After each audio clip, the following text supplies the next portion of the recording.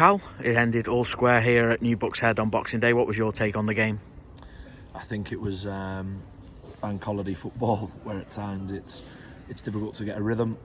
I thought we looked like a team that had a disjointed 7 to 10 days in terms of getting players back, but solid, industrious, created. I wouldn't say chances. I'd say a little bit before the chance and got in some decent areas. So there will be days like this, and if our days of disappointment are 0-0 draws away from home, looking solid, not feeling like our goalkeeper has had to pull us out, then we've got to be satisfied and start preparing for a game on New Year's Day.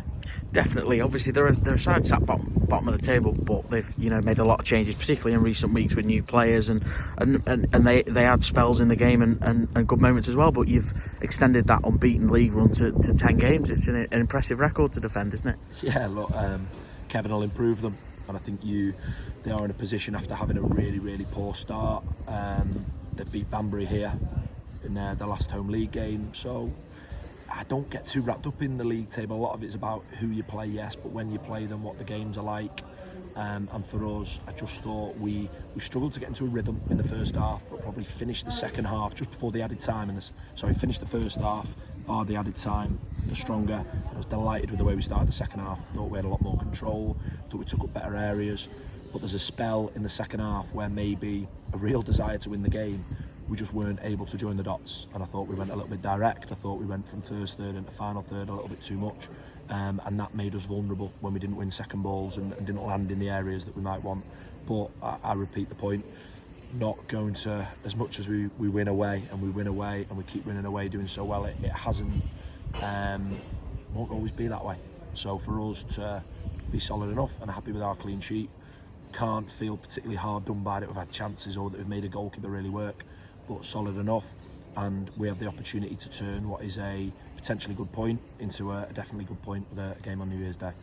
Another positive, obviously, he managed to give Alex Brown his debut at left back, and he just slotted into that defensive unit nicely and was part of what is a third clean sheet in a row in the league. Yeah, that defensive unit have done very well. Look, Liam Edwards, we've not really been able to get on the training ground properly and has come and put in a clean sheet performance. Matty Williams continues to impress.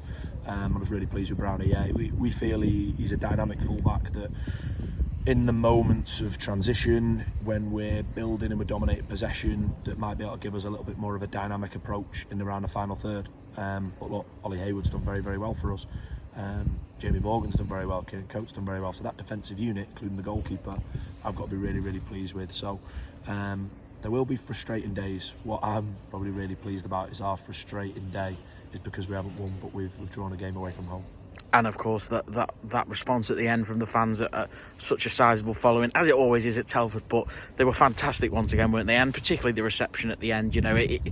Drawing a game against the side or bottom of the table on the face of it, there might be some frustration in there, but they stuck with you and they gave you a great response at the end, didn't they? Yeah, look, I don't get wrapped up in the league position. I think you saw Blythe a couple of weeks ago that were outstanding.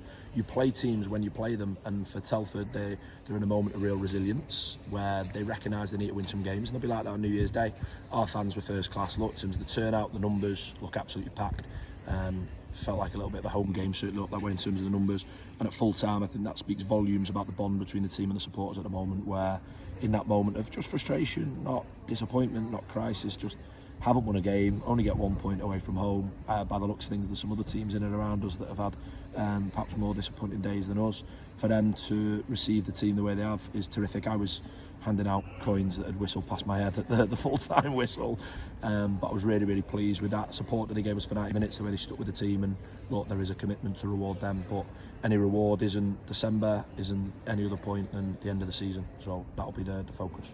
And the opportunity now in that reverse game back in front of our home fans to start 2023 hopefully with 3 points. Yeah, it's important. 4 from 6 over the Christmas fixtures would be really, really pleasing as games in isolation. We've got the opportunity to achieve that.